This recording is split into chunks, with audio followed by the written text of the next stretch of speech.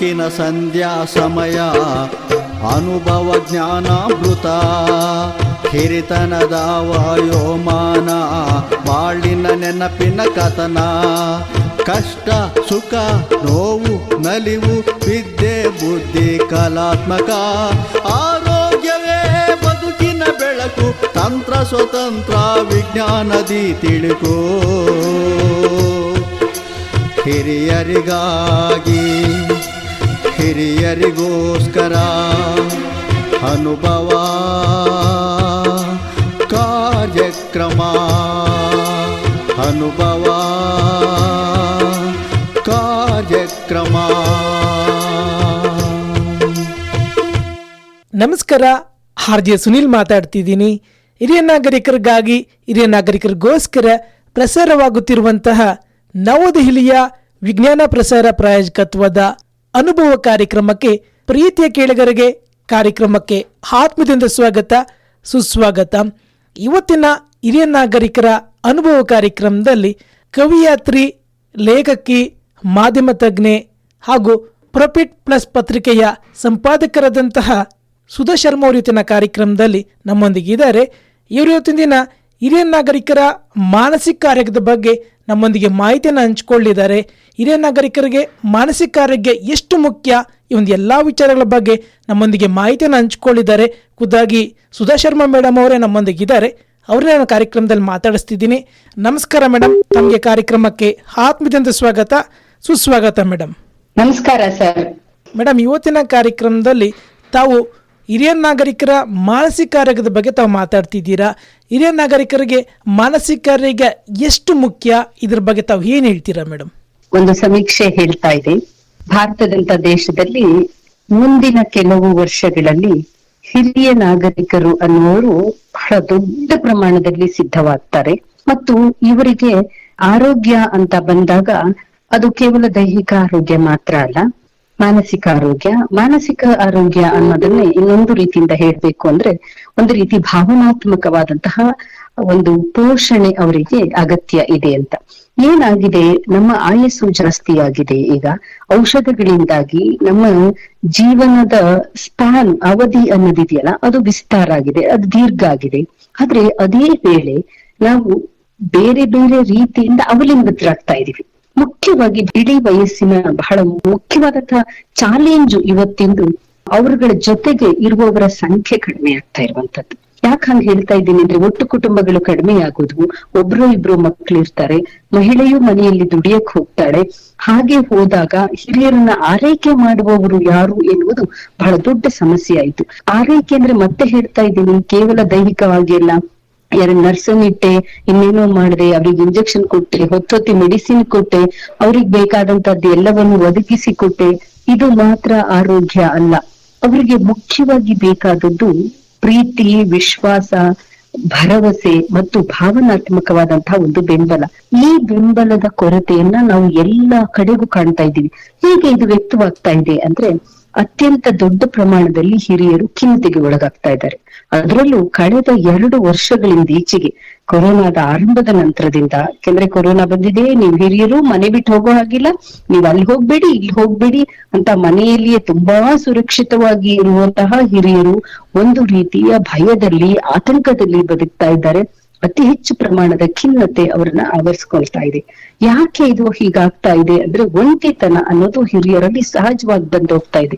ಇವೆಲ್ಲಕ್ಕಿರುವ ಪರಿಹಾರವೇ ಹಿರಿಯರನ್ನ ಅರ್ಥ ಮಾಡಿಕೊಳ್ಳುವ, ಅವರ ಭಾವನೆಗಳಿಗೆ ಸ್ಪಂದಿಸುವ, ಜೊತೆಗೆ ಅವರ ಜೊತೆಗಿದ್ದು ಭಾವನಾತ್ಮಕವಾದಂತಹ ಬೆಂಬಲವನ್ನ ಕೊಡುವಂತದ್ದು. ಯಾಕೆಂದ್ರೆ ನೀವು ಹಿರಿಯರಿಗೆ ದೈಹಿಕ ಮತ್ತು ಮಾನಸಿಕ ಆರೋಗ್ಯದ ಬಗ್ಗೆ ದಿನಗಟ್ಟಲೆ ಮಾತನಾಡಬೇಕಾದ ಅಗತ್ಯತೆ ಇದೆ ಅಂತ ಅನ್ಸುತ್ತೆ. ಹಿರಿಯರಿಗಾಗಿ ವಿಶೇಷವಾಗಿ ಕೆಲವೊಂದು ಮಾನಸಿಕ ತೊಂದರೆಗಳು ಶುರು ಆಗತ್ತೆ, ಅದ್ರ ಬಗ್ಗೆ ಕೂಡ ನಾವು ಗಮನ ಹರಿಸ್ಬೇಕು ಅಂತ ಅನ್ಸತ್ತೆ ಸುನೀಲ್ ಅವ್ರೆ. ಖಂಡಿತ ಮೇಡಮ್. ಹಾಗೇನೆ ಹಿರಿಯ ನಾಗರಿಕರಿಗೆ ತಾವು ಹೇಳ್ದಾಗೇನೆ ಚಿಂತೆ ಇರ್ಬೋದು ಅಥವಾ ಖಿನ್ನತೆಗೆಲ್ಲ ಒಳಗಾಗ್ತಾರೆ. ವಯಸ್ಸಾದಂತೆ ಮಕ್ಕಳು ಅವ್ರನ್ನ ನೋಡ್ಕೊಳ್ದೆ ಇರುವಂಥದ್ದಾಗಿರ್ಬೋದು, ಅಥವಾ ಅವ್ರನ್ನ ಬಿಟ್ಟು ಬೇರೆ ದೇಶಗಳಲ್ಲಿ ಹೋಗಿ ಸೆಟ್ಲ್ ಆಗಿರುವಂಥದ್ದು, ಇವೆಲ್ಲ ಕಾರಣಗಳಿಂದಾಗಿ ಅವ್ರಿಗೆ ಮನಸ್ಸು ಕೆಡ್ತಾ ಹೋಗುತ್ತೆ ಮೇಡಮ್. ಮನಸ್ಸು ಚೆನ್ನಾಗಿಟ್ಕೊಂಡ್ರೆ ಅವರು ಮಾನಸಿಕ ಆರೋಗ್ಯವನ್ನು ಕಾಪಾಡ್ಕೋಬೋದು, ದೈಹಿಕ ಆರೋಗ್ಯವನ್ನು ಕಾಪಾಡ್ಕೊಳ್ಳೋದಕ್ಕೆ ಸಹಕಾರಿಯಾಗುತ್ತೆ. ಹಾಗಾಗಿ ಈ ದೃಷ್ಟಿಯಿಂದ ತಾವು ಏನು ಹೇಳ್ತೀರಾ ಮೇಡಮ್? ಓಕೆ, ಒಂದು ನಾವು ಅರ್ಥ ಮಾಡ್ಕೋಬೇಕು, ಹಿರಿಯರು ಅಂದ್ರೆ ಒಂದ್ ರೀತಿಯಿಂದ ರಿಟೈರ್ ಆದವರು, ಎಲ್ಲ ಜವಾಬ್ದಾರಿಗಳನ್ನ ಮುಗಿಸಿಕೊಂಡವ್ರನ್ನ ನಾವು ಒಂದು ಹಿರಿಯರು ಅನ್ನೋ ಪಟ್ಟಿಯಲ್ಲಿ ಇಟ್ಕೊಳ್ಳೋಣ. ಒಂದು 60-65 ವರ್ಷ ದಾಟಿದವರು ಅಂತ ಅಲ್ವಾ. ಆ ವಯಸ್ಸಿಗೆ ಈಗ ಏನಾಗಿದೆ ಅಂದ್ರೆ ಎಲ್ಲ ಜವಾಬ್ದಾರಿಗಳು ಮುಗ್ದೋಗಿರುತ್ತೆ. ಸಾಮಾನ್ಯವಾಗಿ ಒಂದು ಮನೆ ಆಗಿರುತ್ತೆ, ಮಕ್ಕಳದ್ದು ಓದಾಗಿರುತ್ತೆ, ಮೊಮ್ಮಕ್ಕಳಿದ್ರೆ ಅವರು ಅವ್ರ ಪಾಡಿಗೆ ಇರ್ತಾರೆ. ಅಂದ್ರೆ ಇವರ ಎದುರು ಯಾವುದೇ ನಿರ್ದಿಷ್ಟವಾದಂತಹ ಜವಾಬ್ದಾರಿಗಳು ಇರೋದಿಲ್ಲ. ಯಾವಾಗ ಮನುಷ್ಯನಿಗೆ ತಾನು ಹೊರಲೇಬೇಕಾದ ಜವಾಬ್ದಾರಿಗಳಿರುತ್ತೋ ಆಗ ಅವನು ಹೆಚ್ಚು ಚಟುವಟಿಕೆಯಿಂದ ಇರ್ತಾನೆ. ಇಲ್ಲಿ ಇವರು ಮಾಡಲೇಬೇಕಾದಂತಹ ಜವಾಬ್ದಾರಿಗಳು ಬಾಹ್ಯವಾಗಿ ಇಲ್ಲ, ಆದ್ರೆ ಇವರಿಗಾಗಿಯೇ ಚಟುವಟಿಕೆಗಳನ್ನ ಹಮ್ಮಿಕೊಳ್ಳಬೇಕು.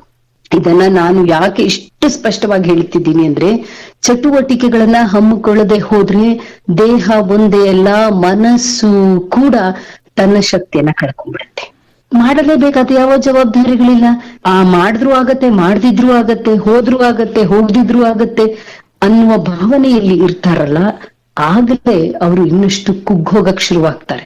ಅದಕ್ಕೇನೆ ಮುಖ್ಯವಾಗಿ ಹಿರಿಯರಲ್ಲಿ ನಾನು ಬೇಡ್ಕೊಳ್ಳೋದೇನು ಅಂದ್ರೆ, ಯಾವಾಗ ಎಲ್ಲ ಜವಾಬ್ದಾರಿಗಳು ಮುಗಿಸಿ ನಿಂತ ವಯಸ್ಸಿದೆಯಲ್ಲ, ಇದು ಬದುಕಿನ ಪಕ್ವ ಕಾಲ. ಈಗ ನಾವೇನ್ ಮಾಡ್ಬೇಕು, ಸಮಾಜಕ್ಕಿರ್ಬಹುದು, 4 ಜನಕ್ಕಿರ್ಬಹುದು, ನಾನು ಏನನ್ನು ಕೊಡ್ಬೇಕು, ನಾನು ಏನನ್ನು ಮಾಡ್ಬೇಕು ಅಂತ ತನ್ನನ್ನ ತಾನು ಬಿಡುವಿರದ ಹಾಗೆ ತೊಡಕೋಬೇಕು. ಏನಪ್ಪ ಈ ವಯಸ್ಸಲ್ಲಿ ನಮ್ಗೆ ತುಂಬಾ ವಯಸ್ಸಾದವರು ಬಹಳ ಚಟುವಟಿಕೆಯಿಂದ ಇದ್ದಾಗ ಎಷ್ಟು ಖುಷಿಯಾಗಿ ಹೋಗುತ್ತೆ ಗೊತ್ತಾ. ಅವ್ರು ಎಲ್ಲಿಗೂ ಹೋಗಿ ಲೆಕ್ಕ ಬರೆಯೋರ್ನ ನೋಡ್ತೀವಿ, ಯಾವ್ದೋ ಸಮಾಜ ಸೇವೆಗಳಲ್ಲಿ ತೊಡ್ಕೊಂಡವ್ರನ್ನ ನೋಡ್ತೀವಿ, ವೃದ್ಧಾಶ್ರಮ ಅನಾಥಾಶ್ರಮಗಳಿಗೆ ಹೋಗೋವ್ರನ್ನ ನೋಡ್ತೀವಿ, ಹೊಸ ಎಕ್ಸಾಮ್ ಕಟ್ಟುವವರನ್ನ ನೋಡ್ತೀವಿ, ಅಥವಾ ಯಾವ್ದೋ ತೋಟಗಾರಿಕೆ ಅಥವಾ ಒಂದು ಚಿಕ್ಕ ಗಾರ್ಡನ್ ಮಾಡೋದು, ಸಣ್ಣ ಪುಟ್ಟ ಕೆಲಸಗಳನ್ನ ಮಾಡೋದು, ಟ್ಯೂಷನ್ ಹೇಳೋದು, ಈ ತರದ್ದೆಲ್ಲ ಮಾಡ್ತಾ ಇರೋದನ್ನ ನೋಡ್ತೀವಿ. ಇಂಥದ್ದನ್ನೆಲ್ಲ ನೋಡಿದಾಗ ಎಷ್ಟು ಖುಷಿ ಆಗುತ್ತೆ. ಯಾಕಂದ್ರೆ ಇವರು ತಮ್ಮನ್ನ ತಾವು ಹೇಗೆ ತೊಡಗಿಸ್ಕೊಳ್ಬೇಕು ಅನ್ನೋದನ್ನ ಅರ್ಥ ಮಾಡಿದ್ದಾರೆ. ಮುಖ್ಯವಾಗಿ ಇಳಿ ವಯಸ್ಸಿನಲ್ಲಿ ನಿರ್ದಿಷ್ಟವಾದ ಜವಾಬ್ದಾರಿ ಮತ್ತು ಚಟುವಟಿಕೆಗೆ ನಮ್ಮನ್ನ ನಾವು ತೊಡಗಿಸಿಕೊಳ್ಳಲೇಬೇಕು. ಇಲ್ಲದೆ ಹೋದ್ರೆ ಜೀವನ ಬಹಳ ಬರಡಾಗುತ್ತೆ. ಅದಷ್ಟೇ ಅಲ್ಲ, ಒಂದ್ ರೀತಿಯಿಂದ ನನ್ ಬದುಕಿನ ಉದ್ದೇಶವೇ ಏನು ಇಲ್ಲ ಎನ್ನುವಂಥದ್ದು. ಇವತ್ತು ಬಹಳಷ್ಟು ಜನ ಹಿರಿಯರು ಖಾಲಿ ಕುತ್ಕೊಳ್ಳೋದ್ರಿಂದನೇ ಅವರಿಗೆ ಕಾಯಿಲೆಗಳು ಬರ್ತಾ ಇದೆ.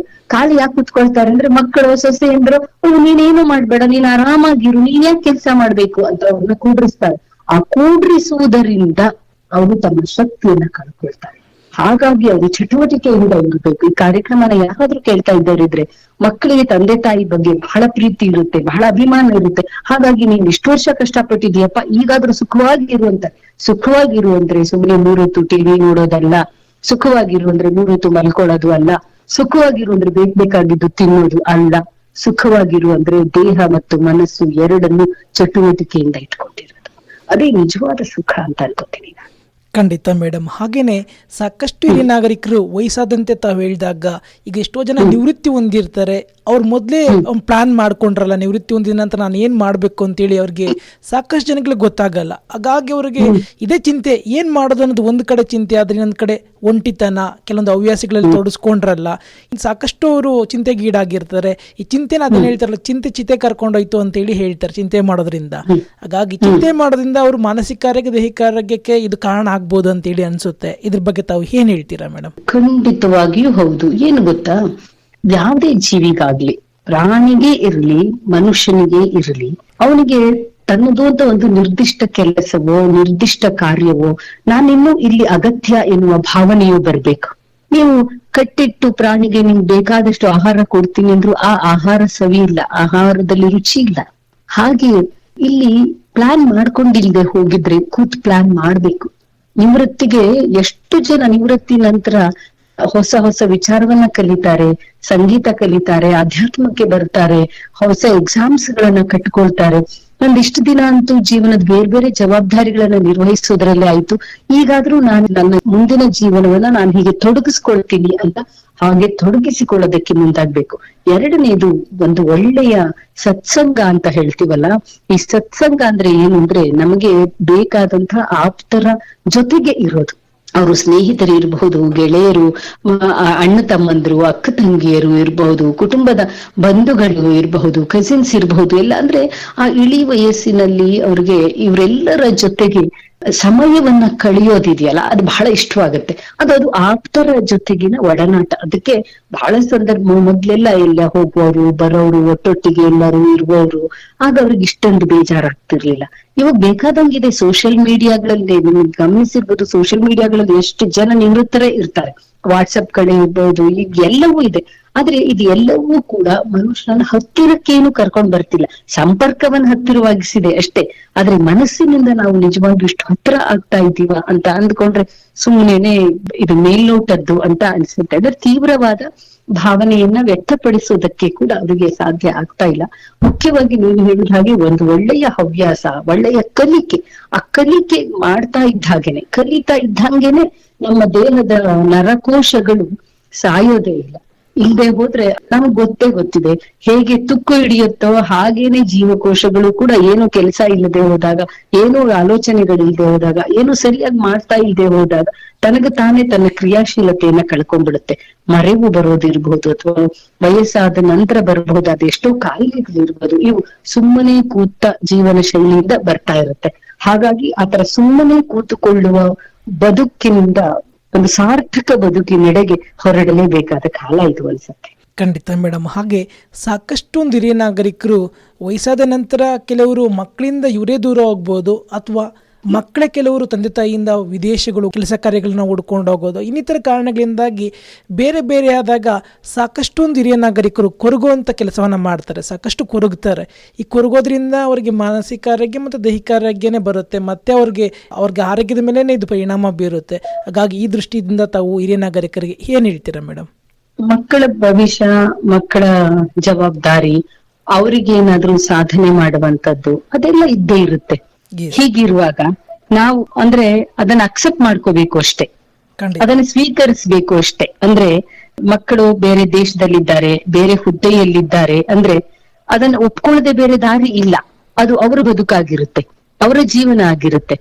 ಅವರ ಬದುಕನ್ನ, ಅವರ ಜೀವನವನ್ನ ನಿರ್ವಹಿಸೋದಕ್ಕೆ ನಾವು ಅವಕಾಶ ಮಾಡಿಕೊಡ್ಬೇಕಲ್ಲ.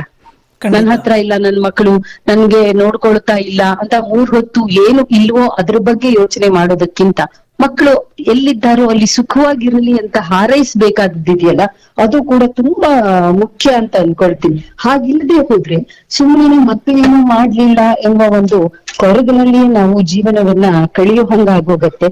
ಅದಕ್ಕಾಗಿ ಹೀಗೆ ಹೇಳ್ತಾ ಇದ್ದೀನಿ ಸರ್.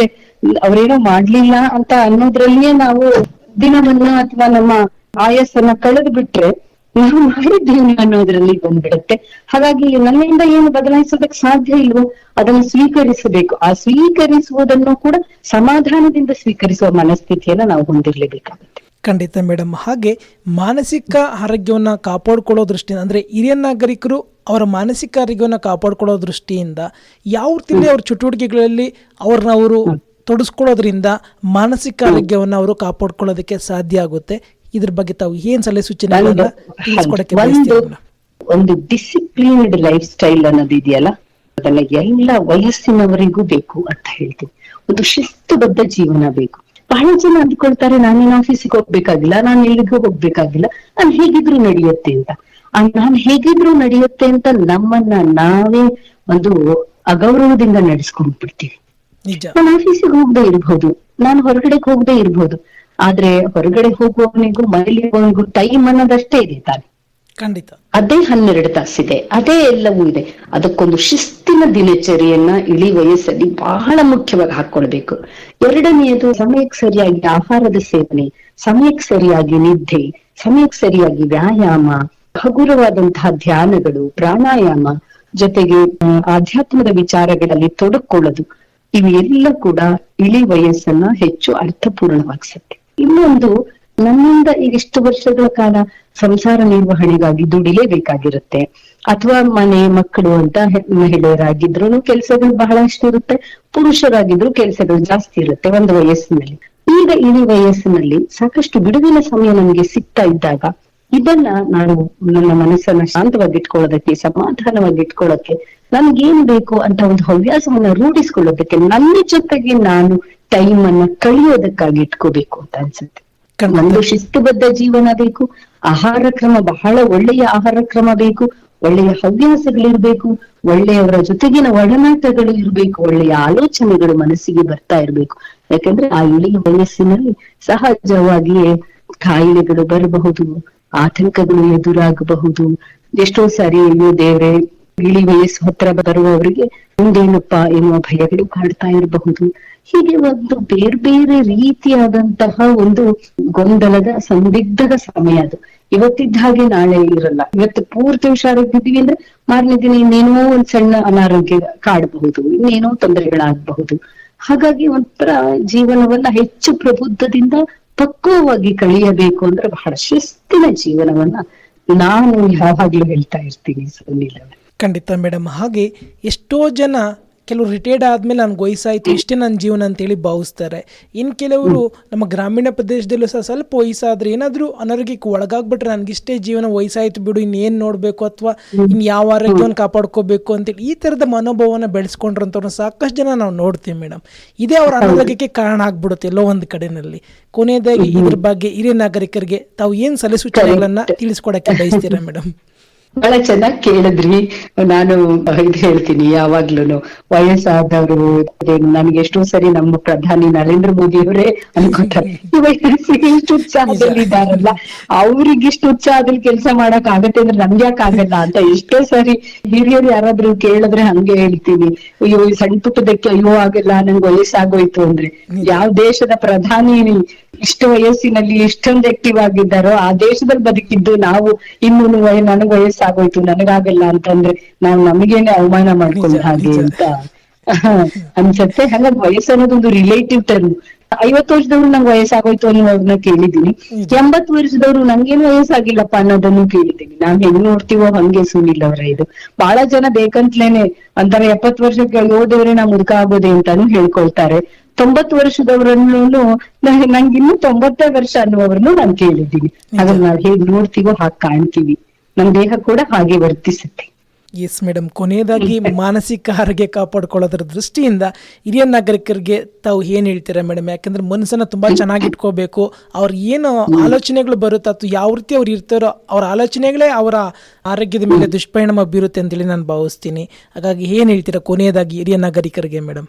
ಖಂಡಿತ ಹೌದು. ನಮ್ಮ ಆಲೋಚನೆ, ನಮ್ಮ ಆಹಾರ ಮತ್ತು ನಮ್ಮ ಜೀವನ ಕ್ರಮ, ಇವು ಮೂರು ಕೂಡ ಇಳಿ ವಯಸ್ಸನ್ನ ಒಂಥರ ಆರೋಗ್ಯದಿಂದ ಇಡುವುದಕ್ಕೆ ಬೇಕು. ನಮ್ಮ ಆಲೋಚನೆಗಳು ಯಾವ ತರದ ಆಲೋಚನೆಗಳು ಬರುತ್ತೆ ಅಂತಾನೆ ಯೋಚನೆ ಮಾಡ್ಬೇಕು. ಇಲ್ಲಾಂದ್ರೆ ತಲೆನ ಕಸದ ಬುಟ್ಟಿ ಮಾಡ್ಕೊಂಡ್ರೆ ಅದನ್ನ ಹೊತ್ಕೊಳ್ತಿರ್ತೀವಲ್ಲ, ಕಸದ ಬುಟ್ಟಿನ ತಲೆ ಮೇಲೆ ಹೊತ್ಕೊಳ್ತಿರ್ದಂಗೆ ಕೆಟ್ಟ ಆಲೋಚನೆಗಳನ್ನ ಇಟ್ಕೊಂಡ್ರೆ, ಕೆಟ್ಟ ಆಹಾರಗಳ ತಿಂದ್ರೆ ದೇಹ ಅರಗಿಸಿಕೊಳ್ಳಕ್ ಆಗಲ್ಲ. ಅವಾಗ ಏನೇನೋ ತಿಂದ್ರೆ ಮಾಡಿದ್ರೆ ದೇಹ ಅಷ್ಟು ಅರಗಿಸ್ಕೊಳ್ಳಲ್ಲ. ದೇಹಕ್ಕೆ ಎಷ್ಟು ಒಂಥರ ರುಚಿಯಾದ ಹಿತಮಿತವಾದ ಆಹಾರ, ಹಾಗೆ ಆಲೋಚನೆಗಳಲ್ಲಿ ಕೂಡ ಏನೇನೋ ಮಾಡೋದು, ಆ ಒಂದು ವಯಸ್ಸಿಗೆ ಸಹಜವಾದಂತಹ ಆಲೋಚನೆಗಳು, ವಯಸ್ಸಿಗೆ ಸಹಜವಾದ ಪಕ್ವತೆ ಮತ್ತು ವಯಸ್ಸಿಗೆ ಸಹಜವಾದ ವಿವೇಕ ರೂಪುಗೊಳ್ಳುತ್ತೆ ಆ ವಯಸ್ಸಿಗೆ. ಯಾಕೆಂದ್ರೆ ಚಿಕ್ಕ ವಯಸ್ಸಿಗೆ ವಿವೇಕ ಇರಲ್ಲ. ಆದ್ರೆ ನೀವು ನೋಡಿ, ತುಂಬಾ ಹಿರಿಯರು ಒಬ್ರು ಮನೇಲಿದ್ರೆ ಎಷ್ಟು ವಿವೇಕಯುತವಾದಂತ ಒಂದು ವರ್ತನೆ ಇರುತ್ತೆ ಅಂತ. ಯಾಕಂದ್ರೆ ಅವ್ರಿಗೆ ವಯಸ್ಸು ಮತ್ತು ಅನುಭವ ವಿವೇಕವನ್ನ ಕಲಿಸಿರುತ್ತಲ್ಲ. ಹಾಗಾಗಿ ವಿವೇಕಯುತವಾಗಿ ರುಚಿಯಾದ ಹಿತಮಿತವಾದ ಆಹಾರದ ಸೇವನೆ ಜೊತೆಗೆ ಒಂದು ಸ್ವಲ್ಪ ಸಮಾಜದ ಕಡೆಗೆ ಗಮನವನ್ನ ಕೊಟ್ಟು ಬದುಕುವ ರೀತಿ. ಇಷ್ಟು ವರ್ಷ ನನಗಾಗಿಯೇ ನಾ ಮಾಡ್ಕೊಂಡಿದ್ದಾಯ್ತು, ಇನ್ನು ಮುಂದೆ 4 ಜನಕ್ಕೆ ಒಳ್ಳೇದಾಗೋ ತರದಿಂದ ಏನಾದ್ರೂ ಮಾಡೋಣ, ನಮ್ಗೆ ಈ ಜೀವನ ಒಂದು ಅವಕಾಶವನ್ನು ಕಲ್ಪಿಸಿಕೊಟ್ಟಿದೆ ಅನ್ನೋ ರೀತಿಯಿಂದ ಬದುಕೋದಿದೆಯಲ್ಲ, ಅದು ಇಳಿ ವಯಸ್ಸನ್ನ, ಇಳಿ ಸಂಜೆಯನ್ನ ಸಾರ್ಥಕ ಮಾಡುವಂತದ್ದು ಅಂತ ನಾನು ಭಾವಿಸ್ತಾ ಇದ್ದೀನಿ. ಖಂಡಿತ ಮೇಡಮ್. ಒಟ್ಟಾರೆ ಇವತ್ತಿನ ಕಾರ್ಯಕ್ರಮದಲ್ಲಿ ಹಿರಿಯ ನಾಗರಿಕರ ಮಾನಸಿಕ ಆರೋಗ್ಯದ ದೃಷ್ಟಿಯಿಂದ ಯಾವ ರೀತಿಯಲ್ಲಿ ಅವರು ದೈಹಿಕ ಆರೋಗ್ಯದ ಜೊತೆಗೇನೆ ಮಾನಸಿಕ ಆರೋಗ್ಯವನ್ನು ಕಾಪಾಡ್ಕೋಬೇಕು, ಯಾವ ರೀತಿ ಚಟುವಟಿಕೆಯಿಂದ ಒಳ್ಳೆಯ ರೀತಿಯ ಆಲೋಚನೆಗಳಲ್ಲಿ ಅವ್ರು ತೊಡಗಿಸ್ಕೊಂಡು ಮಾನಸಿಕ ಆರೋಗ್ಯ ಮತ್ತು ದೈಹಿಕ ಆರೋಗ್ಯವನ್ನು ಕಾಪಾಡ್ಕೋಬೇಕು, ಒಳ್ಳೆಯ ರೀತಿಯ ಪೌಷ್ಟಿಕಾರ ಸೇವನೆ ಮಾಡೋ ಜೊತೆಗೆ ಚಟುವಟಿಕೆ ಅನ್ನೋದು ಬಹಳ ಮುಖ್ಯ ಪ್ರತಿಯೊಬ್ಬರಿಗೂ ಸಹ ಅಂತಕ್ಕಂಥದ್ದನ್ನು ತಿಳಿಸ್ಕೊಟ್ಟಿದ್ದೀರಾ. ಇಷ್ಟೆಲ್ಲ ಮಾಹಿತಿಗಳಿಗಾಗಿ ಪ್ರೀತಿ ಕೇಳಿಗರ ಪರವಾಗಿ ತಮಗೆ ಹೃತ್ಪೂರ್ವಕವಾದಂಥ ಧನ್ಯವಾದಗಳು ಮೇಡಮ್. ನಮಸ್ಕಾರ ಸುನೀಲ್ ಅವರೇ, ನನಗಿಂತ ಒಂದು ಅವಕಾಶವನ್ನ ತಾವು ಕಲ್ಪಿಸಿಕೊಟ್ಟಿದ್ದೀರಿ. ನನಗೆ ಅನಿಸಿರೋದನ್ನ ಹಂಚ್ಕೊಳ್ಳೋದಕ್ಕೆ ಒಂದು ವೇದಿಕೆಯನ್ನ ಕೊಟ್ಟಿದ್ದೀರಿ. ತಮಗೂ ಕೂಡ ಕೃತಜ್ಞತೆಗಳು. ನಮಸ್ಕಾರ. ನಮಸ್ಕಾರ ಮೇಡಮ್. ಸ್ನೇಹಿತರೆ, ಇಷ್ಟೊತ್ತು ಕಾರ್ಯಕ್ರಮದಲ್ಲಿ ಕವಿಯಾತ್ರಿ, ಲೇಖಕಿ, ಮಾಧ್ಯಮ ತಜ್ಞೆ ಹಾಗೂ ಪ್ರಾಫಿಟ್ ಪ್ಲಸ್ ಪತ್ರಿಕೆಯ ಸಂಪಾದಕರಾದಂತಹ ಸುಧಾ ಶರ್ಮಾ ಅವರು ಇಷ್ಟೊತ್ತು ಕಾರ್ಯಕ್ರಮದಲ್ಲಿ ನಮ್ಮೊಂದಿಗಿದ್ರು. ಇವರು ಹಿರಿಯ ನಾಗರಿಕರ ಮಾನಸಿಕ ಆರೋಗ್ಯದ ದೃಷ್ಟಿಯಿಂದ ಸಾಕಷ್ಟೊಂದು ಮಾಹಿತಿಯನ್ನು ನೀಡೋದ್ರ ಮೂಲಕ, ಸಾಕಷ್ಟು ಸಲಹೆ ಸೂಚನೆಗಳನ್ನು ತಿಳಿಸ್ಕೊಡೋದ್ರ ಮೂಲಕ ಹಿರಿಯ ನಾಗರಿಕರಿಗೆ ಮಾನಸಿಕ ಆರೋಗ್ಯ ಎಷ್ಟು ಮುಖ್ಯ, ಹಿರಿಯ ನಾಗರಿಕರು ಯಾವ ರೀತಿ ಚಟುವಟಿಕೆಗಳಲ್ಲಿ ತೊಡ್ಕೊಂಡಿರ್ಬೇಕು ಅಂತಕ್ಕಂಥ ಎಲ್ಲ ವಿಚಾರಗಳನ್ನು ತಿಳಿಸ್ಕೊಟ್ಟಿದ್ದಾರೆ. ಹಾಗಾಗಿ ಮಾನಸಿಕ ಆರೋಗ್ಯ ಅನ್ನೋದು ಪ್ರತಿಯೊಬ್ಬರಿಗೂ ಬೇಕೇ ಬೇಕು. ಮನಸ್ಸನ್ನು ಚೆನ್ನಾಗಿಟ್ಕೊಂಡ್ರೆ ಮಾನಸಿಕ ಆರೋಗ್ಯ ಮತ್ತು ದೈಹಿಕ ಆರೋಗ್ಯವನ್ನು ಕಾಪಾಡ್ಕೊಳ್ಳೋದಕ್ಕೆ ಸಹಕಾರಿಯಾಗುತ್ತೆ ಅನ್ನೋದನ್ನು ತಿಳಿಸ್ಕೊಟ್ಟಿದ್ದಾರೆ. ಇವತ್ತಿನ ಹಿರಿಯ ನಾಗರಿಕರ ಅನುಭವ ಕಾರ್ಯಕ್ರಮವನ್ನು ಮುಕ್ತಾಯ ಮಾಡ್ತಿದ್ದೀನಿ. ಮುಂದಿನ ಸಂಚಿಕೆಯಲ್ಲಿ ಭೇಟಿಯಾಗ್ತೀನಿ ಮತ್ತೊಬ್ಬ ಹಿರಿಯರೊಂದಿಗೆ. ಎಂದಿನಂತೆ ನಿಮ್ಮ ನೆಚ್ಚಿನ ಆತ್ಮೀಯ ಗೆಳೆಯ RJ ಸುನಿಲ್. ಎಲ್ಲರಿಗೂ ಶುಭವಾಗಲಿ, ಶುಭ ದಿನ. ಧನ್ಯವಾದಗಳು ಸ್ನೇಹಿತರೆ.